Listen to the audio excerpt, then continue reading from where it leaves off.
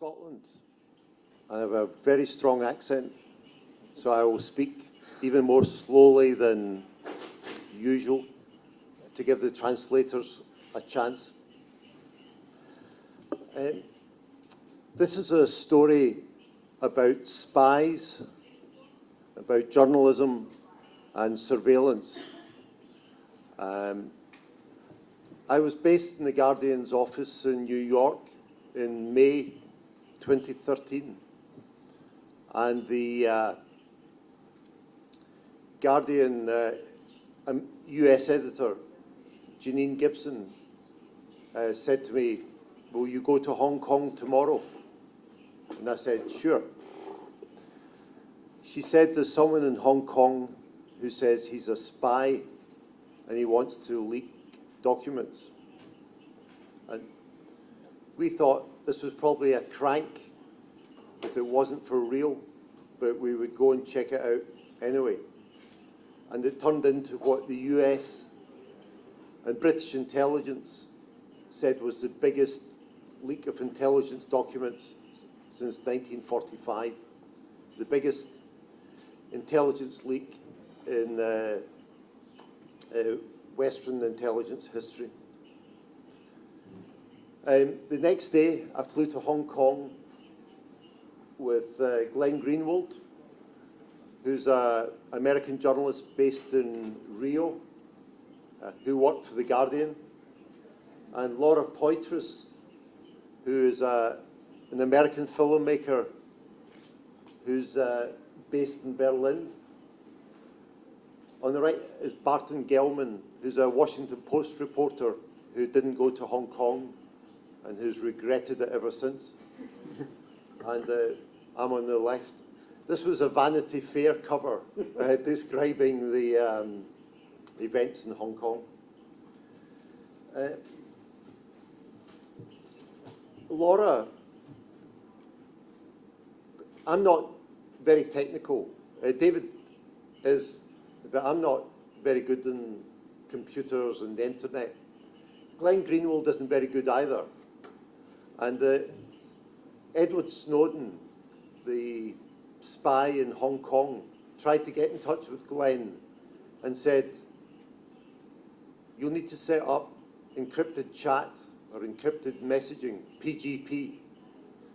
But Glenn's lazy and doesn't with techie and didn't do anything. He then tried Laura Poitras because he'd seen films she'd made about surveillance.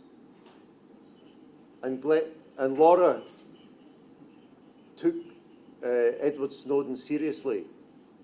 She wasn't sure if he was for real or if it was some sort of intelligence trap.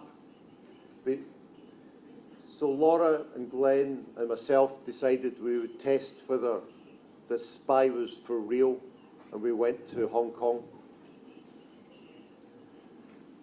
We met Snowden in the hotel in Hong Kong, the Mira Hotel, and we interviewed him for over a week. And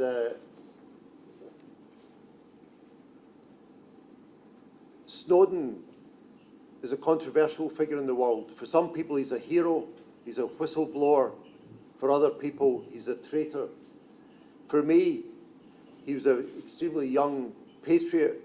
He was acting from principle, and he did the world a service by revealing the scale of government surveillance.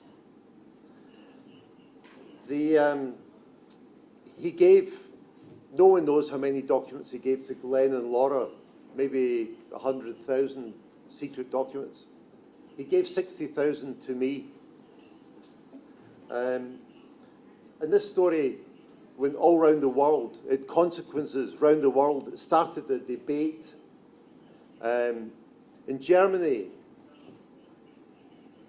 there was a controversy when it was discovered that the American surveillance had hacked into the phone of the Chancellor, Angela Merkel. There was a row in Brazil. The Brazilian president cancelled a state visit to the White House. There was a row. There was almost Australia and Indonesia almost broke off diplomatic relations when they discovered the Australians had been tapping into the mobile phones of the Indonesian president, his wife, his children, and officials. Now, there are a few consequences to this. One of the biggest consequences is that we've seen changes in the way that people view the intelligence agencies. We've seen changes to legislation. Legislation in America, they introduced the Freedom Act a few months ago, putting restraints on mass surveillance. There's legislation going through Britain at present. And there's consequences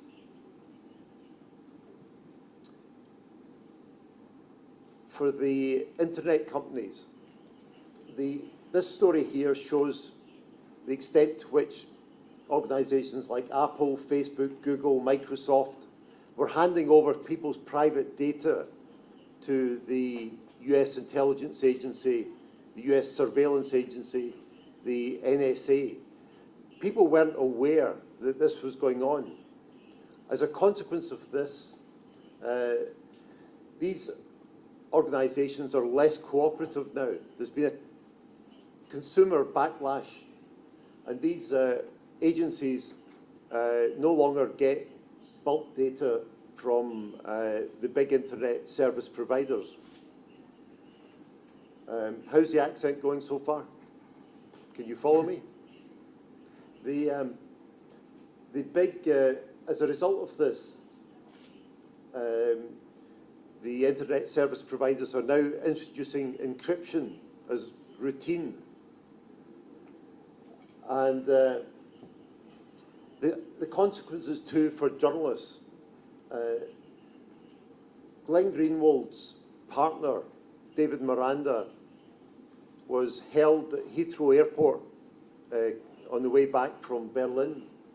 Laura Poitras was stopped repeatedly, 40 times going into the US prior to this, and I was stopped at the airport as well, and there's a criminal investigation underway in Britain to see whether we've broken the law.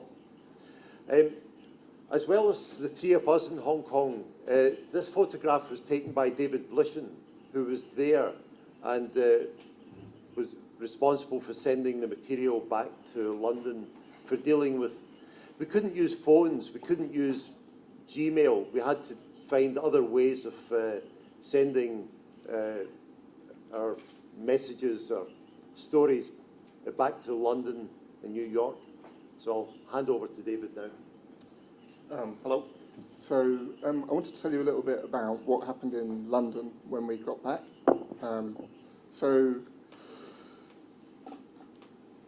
we started publishing stories in London based on the material that Ewen had been given. And it set a chain of events which ended up with myself and two of my colleagues at The Guardian in the basement of our building with two men from the secret GCHQ, which is an organisation which is responsible for monitoring and feeding that information into our intelligence services. We ended up in the basement destroying machines, and this took place in about maybe 4 or 5 weeks after we started reporting. So I think it's quite interesting how we got to that point. So this is GCHQ. It employs more than 5,000 people, and I think one of the big discoveries we made is how much they cooperate with the NSA in the US. So it's a big organisation. When we got back from Hong Kong, we started publishing stories in the UK based on the cache of documents which Ewen had received. Snowden had already told us that the UK is a kind of big presence in this kind of surveillance business. And in some ways, what they do is more invasive than in the US. One of the first big stories that we ran was about a program called Tempora. This was a GCHQ program which basically tapped the fiber optic cables that run underneath the Atlantic Ocean from the UK to North America and carry a lot of our internet traffic. This is how we launched the story in the newspaper. We were interested in this because it's one of the occasions where the British program was more advanced and larger than the programs that the NSA was running. And in fact, we, GCHQ in the UK, were doing things that the NSA would find difficult to do because of the legislation and oversight in the US, whereas the UK has a much more relaxed oversight of our intelligence agencies, up until now anyway. This is what it looked like on our website when we launched it. So for us, this was a huge story, but not for everybody else. So these are the websites of all the other big news organisations in the UK on the same day that we launched the Tempora story. So the Times doesn't mention it. The Independent, another big left-leaning paper, they don't mention it. The Telegraph, they're a very right-wing paper, they don't mention it. And not even the BBC, which is kind of well-known and trusted. No one mentioned it. But the reaction to this was very different outside the UK. So in the UK, nobody seemed to be interested. But in Germany, in the US, this was a huge story. Shortly after we started publishing, the most senior civil servant, so the Cabinet Secretary, Jeremy Hainwood, turned up at our editor's office and said, you have had your debate, you've published your stories, you don't really need to publish anymore. We thought this was strange that the government was deciding what we should publish and when we should stop publishing. And we had kind of anticipated that we might have some trouble from the British. And so The Guardian had already made sure that the documents that Ewen had and the documents that Glenn and Laura had were available in other places. Over the course of maybe 2 weeks, the pressure on The Guardian to stop publishing became very large. And it culminated with myself and a colleague, Sheila Fitzsimons, who was our executive editor, being interviewed by the GCHQ, so the intelligence services. And we thought that this might be a meeting about how we protect the data and make sure that we use it responsibly. We were wrong. It wasn't a meeting about that. It was a meeting about destroying everything or handing it over. They wanted us to give them all the documents that Snowden had gave us. We wanted us to give them all the computers that we had used to report the story, and they wanted to conduct forensics on them to see what documents we'd accessed, who had been working on them, and that sort of thing. They wanted us to hand over all our encryption keys. They wanted us to hand over everything, pretty much. And the more they told us about what they wanted to do, the less we wanted to give them our computers. It didn't seem like a very good idea. So we refused. They didn't like this, but over the course of maybe 2 or 3 days, a kind of deal was reached. They wouldn't go after us legally if we destroyed the computers to their satisfaction. And so when we had kind of reached this agreement, they made this joke, which is they could call off the black helicopters, which we thought was a little bit sinister. Anyway, so now we've agreed to destroy things. So they send us a shopping list. This is the shopping list. They tell us that we need to buy drills and angle grinders and screwdrivers and all the equipment that we would need.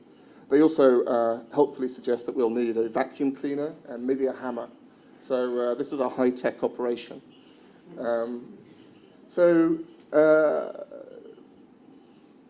We wanted to do the destruction ourselves because we didn't want them to touch or interfere with any of the equipment. We were prepared to destroy it because we knew we had this stuff everywhere else in other places, but we didn't want them involved. But they did come and supervise us. And so I want to show you a short video, hopefully. Maybe. But no sound. But we have subtitles, so this is okay.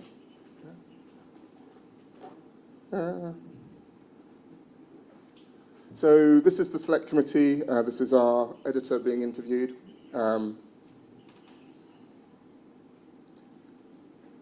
So there was a kind of inquiry. This is our colleague Paul Johnson. This is how you destroy a computer, in case you were wondering. This is what's left. These are our friends from the intelligence services. This is my best piece of DIY ever. So I'll let you read the subtitles.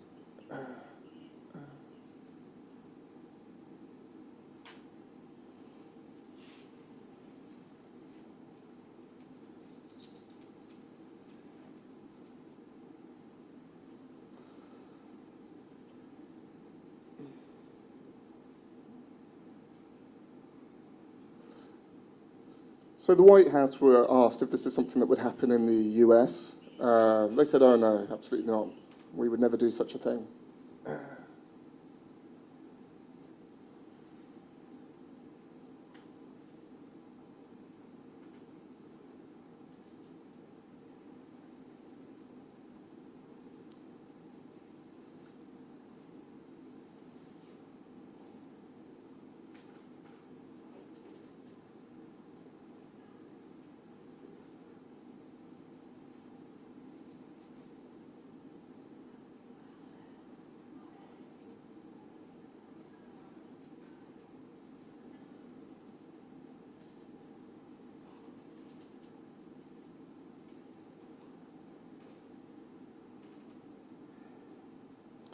So they were successful in stopping us publishing in the UK, but we have an office in New York, and so our kind of reporting moved there.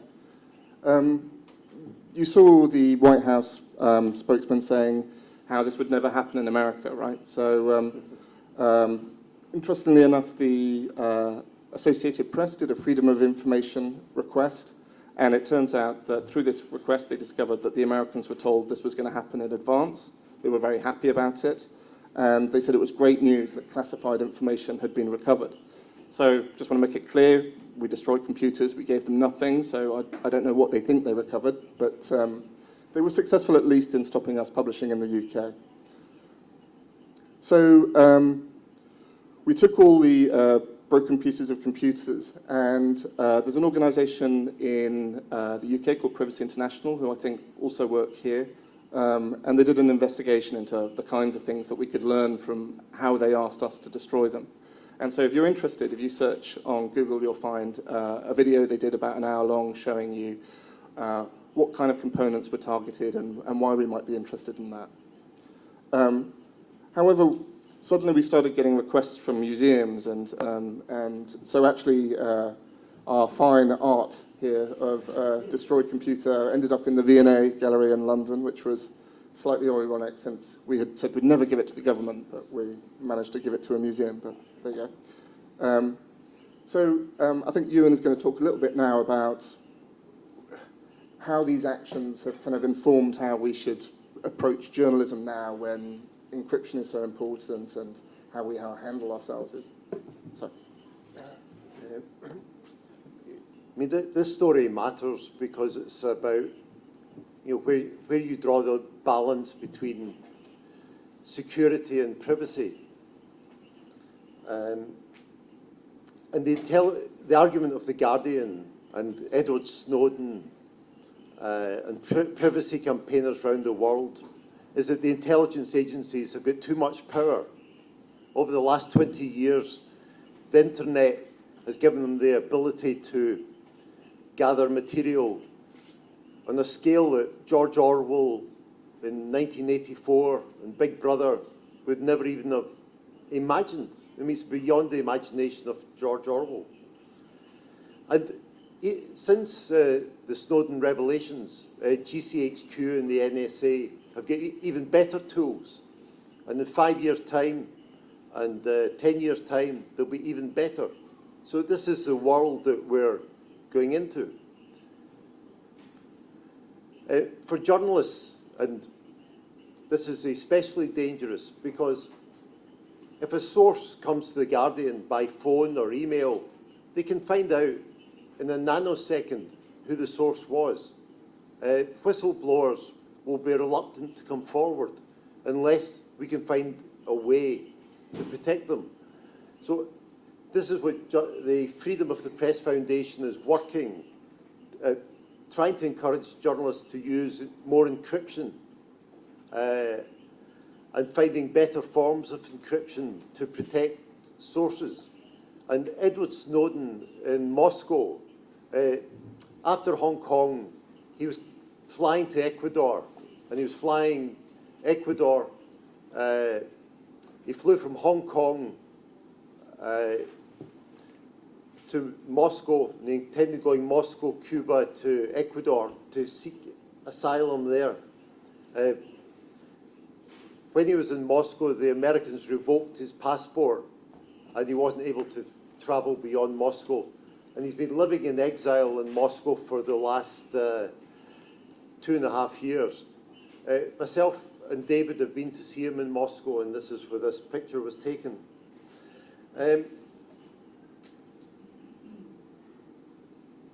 There's one of the things that Snowden is working on in Moscow, as I said, is finding a form of a better ways to protect journalistic sources. For Snowden in Moscow, he doesn't want to be there. He'd much rather be back in America. He'd much rather be in Western Europe, in Germany or Sweden. But if he goes back to America, he's facing the rest of his life in jail. They think what he's done is so serious that they will put him into a maximum security jail. He won't face a trial of jury. He'll be face one judge, and he's likely to be sentenced for the rest of his life. David mentioned that when they broke up the computers, it was given to a museum in London, but we kept one special bit to give to Edward Snowden, and we've never shown this footage before. This was shot in Moscow, of us giving the footage of destroyed computers to Snowden. Is it tracking device?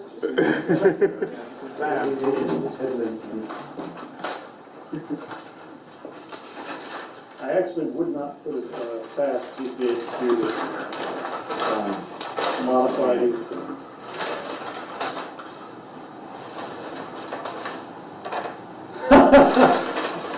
Wow, that is a real deal. Wow, you ground all the way down to copper traces.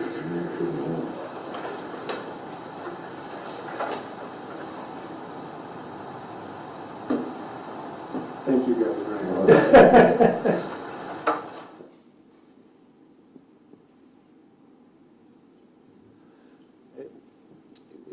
Snowden was only 29 when he gave us the documents in Hong Kong. He was living in Hawaii. His girlfriend was with him in Hawaii. He was on a huge salary. He had tremendous career prospects. And he gave it up because he thought what the US government was doing was unconstitutional. It was breaking US law. He thought that democracies should know about the scale of mass surveillance. And now he's in exile in Russia. So he's paid a very high price for telling the world about the extent of US and British government surveillance. And I think we all owe him a debt. That's the end of our sort of formal presentation, but we're sort of happy to take questions now.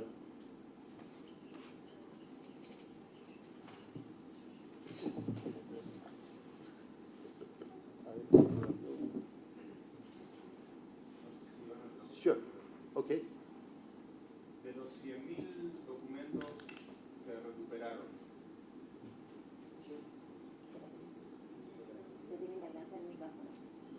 Here, which one? Ah, sorry. Yep.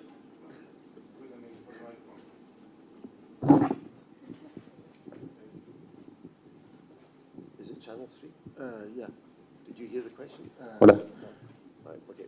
De los 100.000 documentos, creo que dijeron que recuperaron, ¿tuvieron chance de leer algunos cuantos, supongo? Más o menos las cosas que ya conocemos que esos documentos revelaban ya son conocidas, pero ¿qué otras cosas saben ustedes que estaban también registradas en esa información? ¿Y de dónde específicamente él toma todos esos datos? Yo creo que era de su empleo, él trabajaba para NSA.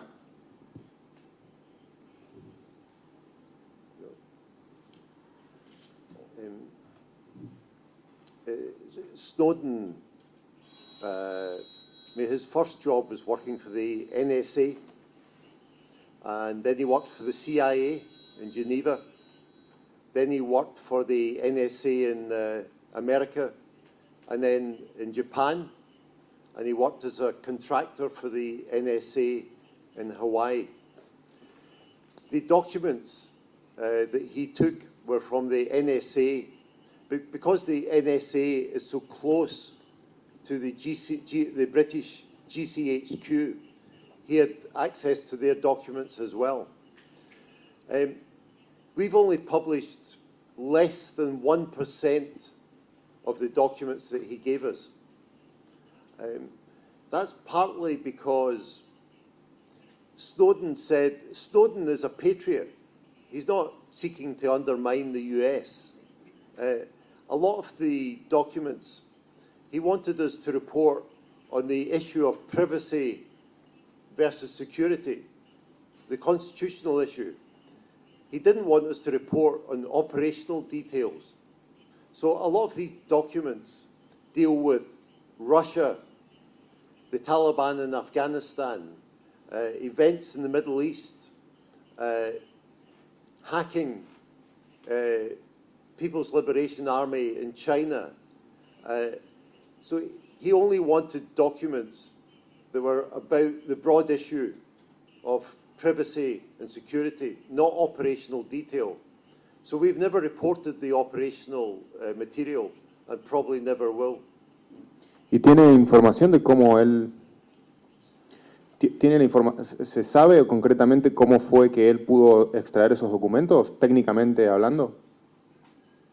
¿Se los llevó en un drive o se los bajó en su computadora? ¿Cómo hizo para sacarlos?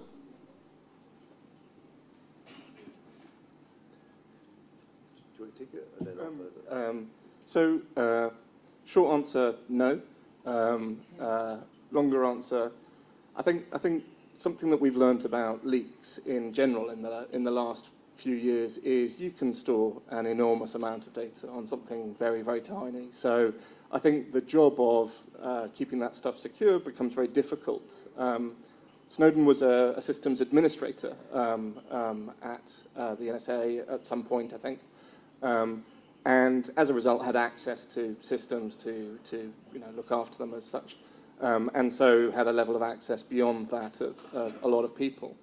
I think what was most surprising to us was that so much of GCHQ's information is also available between, so they share data between the NSA and the GCHQ. So although the documents weren't taken from GCHQ, they were GCHQ documents that. And I think it's interesting that Snowden was very conscious about how he distributed that material. He only gave it to journalists that he trusted. He gave British material to British journalists. He gave American material to American journalists, and so on. So, short answer, don't know how he took it. Probably don't want to know. But I think these days that becomes a very difficult problem for people trying to keep things secure. Is it's very easy to walk in.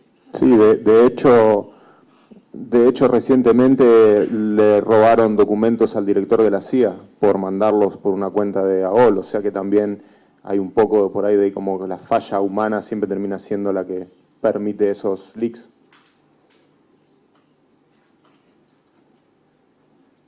Yeah, I think no system's perfect.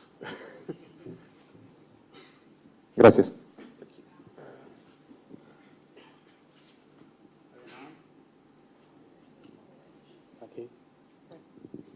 Hola, buenas tardes. Quería saber cómo los afectó a ustedes como periodistas el hecho de haber encontrado, de haber trabajado durante todo este tiempo con Snowden y hasta qué punto ustedes hoy sienten que son personas libres para poder ejercer el oficio de periodistas. ¿Sienten la mirada de un Big Brother detrás de sus trabajos? I didn't hear the answer. Do you think there's a big brother behind you? How has it affected you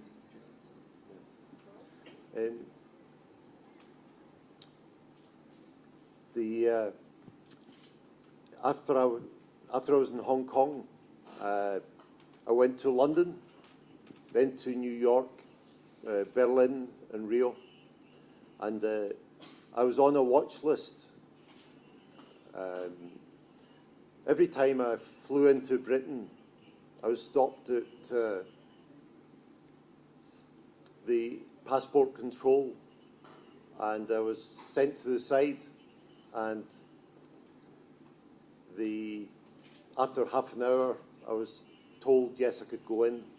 And every time I was stopped, they gave me a different reason for why I was stopped. They said, your passport's been reported lost and stolen. And I thought, so it was bullshit. They were just, I was on the watch list, and the British government, as David demonstrated, threatened to close down the Guardian's reporting. They threatened legal action against us. The documents we had, we couldn't have in Britain. We worked with them out of the Guardian's office in New York. Then the British government said the Guardian office in New York is part of British jurisdiction. So all the documents we've had to transfer to the New York Times, because the American Constitution gives protections that British journalists don't have. There's also the police launched a criminal investigation to see whether we've broken the law, and that investigation is still continuing. So in theory, we could go to jail.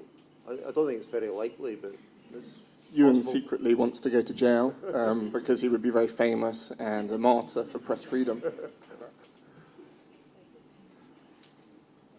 I think the one thing I would add is that we talked a little bit about the Freedom of the Press Foundation, and they have a system called Secure Drop, which is pretty much the best thing that's out there for handling anonymous sources.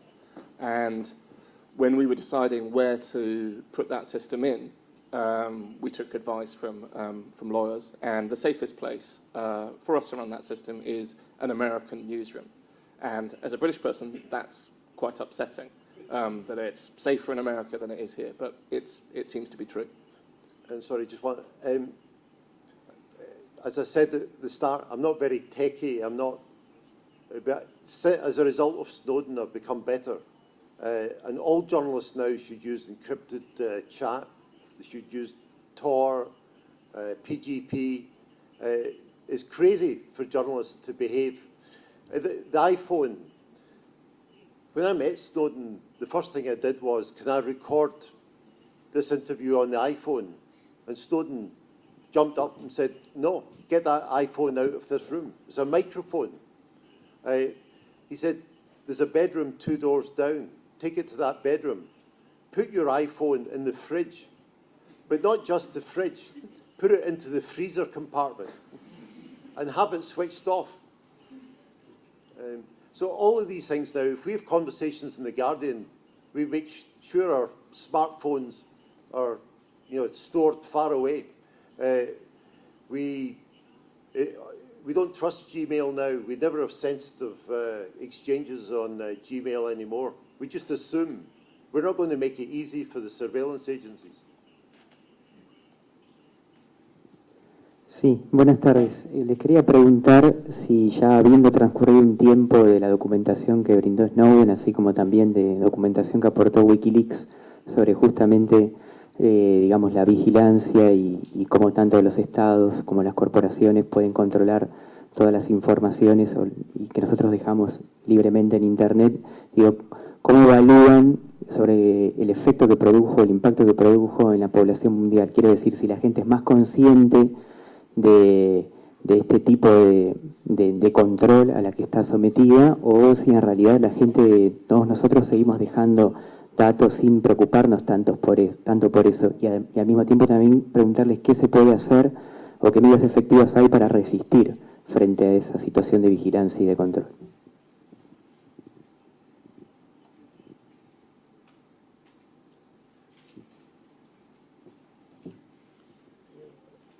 So I'm not of a generation who have grown up with Facebook, but there are people who have.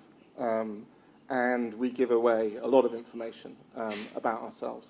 And then worse than that, the things that we don't think that we're giving away are being taken.